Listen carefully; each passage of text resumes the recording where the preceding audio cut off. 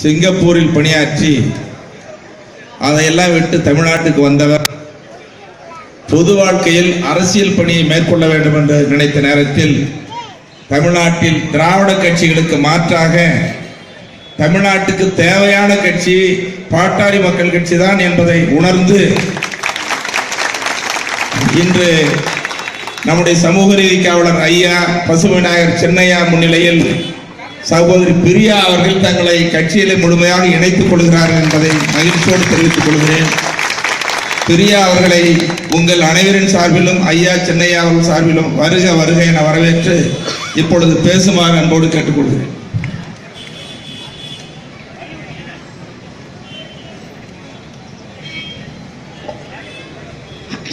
அனைவருக்கும் என் பணிவான வணக்கம். ஐயா அவர்களுக்கும் மருத்துவர் ஐயா அவர்களுக்கும் அன்புமணி அண்ணன் அவர்களுக்கும் என் பணிவான வணக்கத்தை உருவாக்கி கொண்டு அங்குள்ள அனைத்து பெரியவர்களுக்கும் என் மரியாதையையும் வணக்கத்தையும் உறுத்தாக்கிக் கொள்கிறேன். நான் அதிக மேடைகளெல்லாம் பேசினது இல்லைங்க. என் பேர் ராஜேஸ்வரி பிரியா. இப்போ அண்ணன் சொன்ன மாதிரி நான் சிங்கப்பூர்ல இருந்து 8 வருஷம் இருந்துட்டு தமிழ்நாட்டுக்கு வந்து 1 வருஷம் ஆகுது. இந்த 1 வருஷமா வந்து முழுசா தமிழ்நாட்டில் என்ன நடக்குது அப்படிங்கிறத ரொம்ப உன்னிப்பா கவனிச்சுக்கிட்டு இருக்க ஒரு சாதாரண ஆளா தான் இங்க இருந்துகிட்டு இருந்தோம். அப்படி இருக்கிற சூழ்நிலையில ஒரு நிலைமை அப்படியே மாறிக்கிட்டே போகும்போது இந்த நிலைமை நீடிச்சு இன்னும் ஒரு பாதாள குழியில போய் நம்ம தமிழ்நாடு விழுந்துருமோ அப்படிங்கிற ஒரு அச்சுறுத்தல் வரும்போது இளைஞர்களை வந்து எப்படியாவது எழுச்சி அடை செய்யணும் அப்படின்னு ஒரு முடிவு பண்ணோம். இது நாங்க ஒரு 2 வருஷமாவே பண்ணிட்டு இருக்கோம். உலக தமிழர்கள் அப்படின்னு சொல்லி நாங்க Facebookல ஒன்று ரெடி பண்ணிட்டு உலக தமிழர்கள் அப்படின்னு சொல்லி எல்லா பிரச்சனைகளையும் நாங்களே எங்களுக்குள்ளேயே பகிர்ந்துகிட்டே வந்துகிட்டு இருப்போம். அப்படிலாம் பகிரும் போது எங்களோட கருத்துக்கள் அப்படிங்கிற எல்லா விஷயமும் அன்புமணி அண்ணனோட கருத்துக்களாக தான் இருந்துச்சு. இதை செய்யலாம், அதை செஞ்சிருக்கலாம், இதை செஞ்சிருக்கலாம் அப்படின்னு நம்ம என்னென்னலாம் யோசிச்சோமோ அந்த யோசனை எல்லாமே அவங்க தேர்தல் அறிக்கையில நான் படித்தேன். அந்த தேர்தல் அறிக்கையை பார்க்கும்போது உண்மையிலேயே என்னோட எப்படி சொல்றதுன்னு வார்த்தையே இல்லை. அவங்களோட அறிவுத்திறமையை பாராட்டுறதா இல்லை வந்து அவங்க எப்படி இந்த அளவுக்கு யோசிக்க முடியும். நம்ம தமிழ்நாட்டில் உள்ள மக்களோட நிலைமை ரொம்ப மோசமா இருக்கு. மக்களை இங்க மக்களாவே பார்க்கல, ஓட்டுகளை மட்டுமே பார்த்துட்டு இருக்காங்க. வெறும் ஓட்டு அப்படின்னு ஒரு 3 அறிவு கூட இல்லை அப்படிங்கிற மாதிரியே அவங்கள நினைச்சுக்கிட்டு அவங்கள அந்த வழியிலேயே கொண்டு போயிட்டு அவங்கள அதுக்கு அதிகமாகவும் யோசிக்க வைக்க கூடாது. அந்த ஒரு லெவல்லையே மக்கள் யோசிச்சுட்டு இருக்கணும். அப்பதான் நம்ம ஏமாத்துறதுக்கு வசதியா இருக்கும் அப்படிங்கிற ஒரு அரசியல்ல மாட்டிக்கிட்டு இந்த மக்கள் முழிக்கிறத பார்க்கும்போது ரொம்ப கஷ்டமாகவும் மனவேதனையாகவும் இருக்கு. இதுல நல்ல அறிவாளி நம்ம நினைச்சு பேசுறவங்க கூட கட்சின்னு வந்துட்டோட சம்பந்தமே இல்லாம ஒரு எப்படி சொல்றது அவங்களோட அறிவை இழந்து பேசுறாங்க. அது மயக்கமா பதவி மேல உள்ள ஆசையா அதெல்லாம் எனக்கு தெரியலங்க.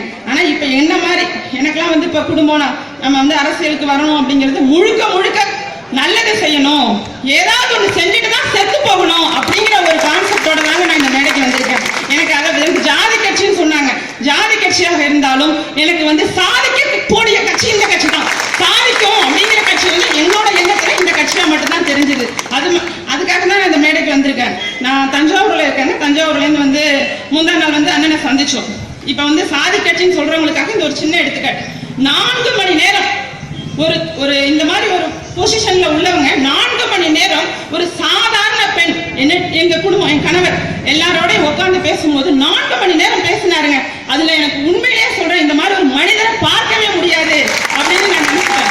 அது மட்டும் இல்ல, அவங்க சொன்னாங்க என்கிட்ட உனக்கு நல்ல பெரிய பொறுப்பு நாங்க கொடுப்போமா அப்படின்னு சொன்னாங்க. அப்ப சொல்லக்கூடிய வரைக்கும் என்னை எந்த ஜாதின்னு அவங்க கேட்கவே இல்லை. அவங்க இப்ப வரைக்கும் என்ன ஜாதின்னு கேட்கல.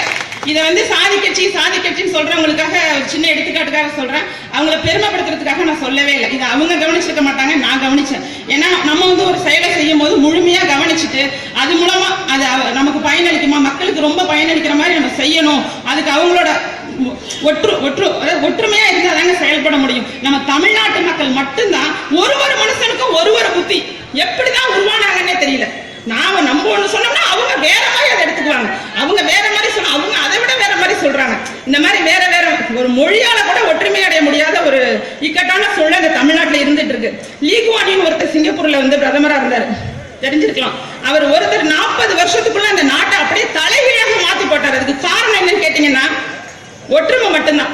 அங்க எல்லாரும் வேற சீனர்கள், மலாய் மக்கள், தமிழ் பேசுறவங்க, இங்கிலீஷ்காரவங்க இப்படி இருந்தாங்க. அவங்க எல்லாரையும் ஒன்னாக்கி ஒரு பேச்சிலையும் அவங்களோட திறன்லையும் மட்டுமே கொண்டு வந்து அந்த நாட்டை முன்னே வச்சாங்க. உழைப்புங்கிற ஒரே ஒரு தாரக மந்திரம் மட்டும்தான் அந்த நாட்டோட முழு வெற்றிக்கும் காரணம். நம்ம கட்சி இந்த பாட்டாளி மக்கள் கட்சி அப்படின்னு சொல்றது பாட்டாளிகள், நம்ம நாட்டோட அடிப்படையே வந்து பாட்டாளிகள் தான். அதையெல்லாம் உணர்றதுக்கும் ஆள் இல்லை, எடுக்க சொல்றதுக்கும் நம்ம மக்கள்கிட்ட அந்த அளவு விழிப்புணர்வே இல்லை. இப்ப என்னன்னா மாயையில இருந்துட்டு இருக்காங்க எல்லா மக்களுமே. மாயை ஒரு எல்லா மக்களும் சொல்ல முடியாது, ஒரு குறிப்பிட்ட சதவீத பேர் வந்து மாயை. அது பதவியில உள்ளதா இல்ல எதை பார்த்து அவங்க மயங்கி இருக்காங்க, அவங்க கட்சியின் மூலமா அவங்க என்ன பயன் பெற போறாங்க, என்ன பலன் கிடைக்குது அவங்களுக்கு எதுவுமே தெரியாது. எதிர்கால சந்ததியினர் வந்து தட்டெடுத்து தெருவில் நிற்க போறாங்க, அது மட்டும் உறுதி. இதே மாதிரி நிலைமை நீடிச்சதுன்னா எதிர்கால சந்ததியினர் தட்டெடுத்து தான் தெருவில் நிற்பாங்க. அதை வந்து நிச்சயமா நம்ம மாத்தி ஆகணும். ஏதோ நம்ம பிள்ளைங்கனாவது நல்லா இருக்கணும், என் குழந்தைங்க நல்லா இருக்கணும்னு வீட்டுல இருந்தேன்னா என் குழந்தைங்க நிச்சயமா வீட்டுல வேணா நல்லா வச்சுக்கலாங்க. நாளைக்கு சமுதாயத்துல வந்து ஒண்ணுமே இல்லைங்க, ஒரு வட்டாட்சியர் அலுவலகத்துக்கு கூட தனியா போக முடியல. கூட்டம்னா ஆண்களும் பெண்களும் அப்படியே நசுக்கிட்டு போறாங்க. என்ன நாடுங்க அது? என்ன நாடு? எப்படி இருக்கீங்க இங்க? எதுலையுமே சிஸ்டமேட்டிக் அப்படின்னா வரையறை, இது மாதிரி தான் நடக்கணும், இது மாதிரி தான் நடந்துக்கணும், 6 அறிவு இருக்கு நமக்கு அப்படிங்கிறது எங்கேயுமே அப்ளிகபிளே இல்லைங்க. கொஞ்சம் ஆங்கிலம் கலந்து பேசுறது எதுவும் நினைச்சுக்காதீங்க, எனக்கு பழக்கப்பட்டது. ஆங்கிலம் கலந்து பேசுறதுனால என்னடா ஆங்கிலத்துல பேசுறேன்னு சுத்த தமிழ் இன்னும் கொஞ்ச நாள்ல நல்லாவே வந்துடும். அது வரைக்கும் ஒரு வார்த்தை ஆங்கிலம் அப்பப்ப கலந்துக்கும். இதெல்லாம் வந்து நான் ஒரு யதார்த்தவாதியா தான் சொல்றேன். எவ்வளவோ பிரச்சனை இருக்குங்க. வேலையில்லா திண்டாட்டம் இருக்கு. வேலையில்லா திண்டாட்டம் எதனால இருக்கு? அதை யாராவது சிந்திச்சு பார்த்திருக்கீங்களா? சிந்திக்கவே மாட்டாங்க. ஒரு கல்லூரிக்கு படிக்கணும், இன்னைக்கு அதை விட கொடுமைங்க. முன்னாடிலாம் படிக்கலங்கிறத சொல்றதுக்கு தான் வெக்கப்பட்டோம். ஆனா இன்னைக்கு பிஇ படிச்சிருக்கோன்னு சொல்றதை வெக்கப்பட்டு சொல்றோம். உங்க பிள்ளைங்க எல்லாம் பிஇ படிச்சிருக்கோன்னு சொல்றதே வெக்கப்படுறாங்க. ஏன்னா வேலை இல்லை. இது உண்மையா இல்லையா? உண்மையா இல்லையா? நீங்களே சொல்லுங்க. பிஇ படிச்சிருக்கேன்னு சொல்றதை வெக்கப்படுற அளவுக்கு நம்மளோட தமிழ்நாடு உருவாக்கப்பட்டிருக்கு. ஒரு தொழிற்கல்வி, அந்த தொழிற்கல்வியின் மூலமா என்ன பயன் பெறலாம், என்னென்னலாம் பண்ண முடியும், என்னென்ன தொழில் தொடங்க முடியும், எப்படி நம்ம நாட்டை முன்னேற வைக்க முடியும், எந்த விதமான விஷயமும் எந்த கட்சிகிட்ட இல்ல. நம்ம கட்சி எவ்வளவு சம்பாதிக்கலாம், நம்ம கட்சி எப்படி சுருட்டலாம், நம்ம கட்சி எப்படி மக்களை ஏமாத்தலாம், அவங்களை ஏமாத்தி ஏமாத்தி ஏமாத்தி நம்ம அதே நிலைமையில இருக்கணும். மக்கள் எல்லாரும் வீணா போயிட்டே இருக்கணும், ஏழை அவ்வளவு ஏழையாவே போகணும் அப்படிங்கிற மாதிரி ஒரு சூழ்நிலை தான் இங்க வந்துட்டே இருக்கு. பேசணும்னா நிறைய பேசணுங்க, ஆனா ஐயா வந்துட்டாங்க, அதனால எனக்கு கொஞ்சம் பதட்டமா இருக்கு. முதல் முறையா ஒரு பெரிய மனிதர் முன்னிலையில இப்பதான் நான் பேசுறேன். அடுத்து ஹைட்ரோ கார்பன் திட்டத்தை பத்தி எல்லாரும் நாங்க பேசிட்டு இருக்கோம். அந்த திட்டம் அப்படிங்கிறது, அதாவது பூமியில தண்ணி வருது பாருங்க, அந்த தண்ணியை வச்சு விவசாயம் பண்ற இடத்துல உண்மையா பண்ண முடியாது, பண்ணவே கூடாது.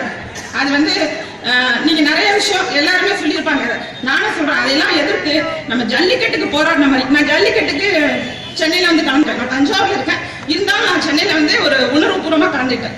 ஏன்னா நமக்கு ஒரு தமிழினம் அப்படிங்கிறது ஒற்றுமையா செயல்படும் போது நம்ம வந்து கலந்துக்கணும் அப்படிங்கிறதுக்காக இதுக்காகவே நான் வந்து கலந்துக்கிட்டேன். அங்கேயும் ஒரு வாய்ப்பு கிடைச்சது, அங்கேயும் பேசினேன். அங்க பேசும்போதும் அரசாங்க பள்ளிகள் வேணும், அரசாங்கம் எல்லாமே செய்யணும் அப்படிங்கிற அந்த பள்ளிகளும் மருத்துவமும் இலவசமா இருந்துட்டாலே ஒரு நாடே முன்னேற்ற பாதையில தான் போயிட்டு இருக்குன்னு அர்த்தம். அதுல எந்த மாற்றமும் கிடையாது. அதை மிகப்பெரிய விஷயமா சொன்னவங்க இவங்க மட்டும்தான், அன்புமணி அண்ணன் மட்டும்தான். மருத்துவமும் உங்களுக்கு தேவை என்ன? ஒரு மனுஷனுக்கு படிப்பு தேவை, ஒரு மனுஷனுக்கு நல்ல ஆரோக்கியம் தேவை. இந்த ஆரோக்கியமும் மன ஆரோக்கியமும் உடல் ஆரோக்கியமும் இருந்துச்சுன்னா ஒரு நாடா தானாவே முன்னேறிட்டு இருக்கும். இது ரெண்டும் உங்களுக்கு இலவசமா இருக்கு அப்படிங்கும் போது நீங்க எதை பத்தியுமே கவலைப்பட வேணாம். கவலைப்பட வேண்டியது எப்படி முன்னேறணும், எப்படி வாழ்க்கையில ஜெயிக்கணும், அது மட்டும்தான். அதனால என்னோட கருத்துக்கள் அனைத்துமே அவங்க கட்சியில வந்து எல்லா கருத்துக்களோடையும் ஒத்து போறதுனாலையும் எனக்கு வந்து ஜாதி கட்சின்னு சொல்றவங்களை பார்த்தா எனக்கு ரொம்ப சிரிப்பா தாங்க வருது. நீங்க ஒரு நல்ல விஷயத்த, ஒரு நல்லவங்களை வந்து நீங்க ஜாதிங்கிற முலாம் பூசி மறைச்சுக்கிட்டு இருக்கீங்க. ஒரு குழந்தை எப்படி மருந்து குடிச்சா ஜுரம் போகும் தெரிஞ்சு தட்டி விடுமோ, அதே மாதிரி இந்த கட்சி வந்தாதான் நல்லா இருக்கும்ன்றது உங்களுக்கு தெரியும். இந்த மக்கள் எல்லாருக்கும் தெரியும். தெரிஞ்சாலும் ஏதாவது ஒன்று சொல்லி சும்மா தட்டி கழிச்சுட்டு அவங்கள மாதிரியே இருந்துட்டு இருக்கோம்னு நினைக்கிறாங்க. அந்த நிலைமையெல்லாம் மாறும், நிறைய நிலைமை மாறும், மாற்றம் வரும். மாற்றம் வர்றதுக்கு நாங்களும் கூட இருப்போம். நன்றி, வணக்கம். வாய்ப்பு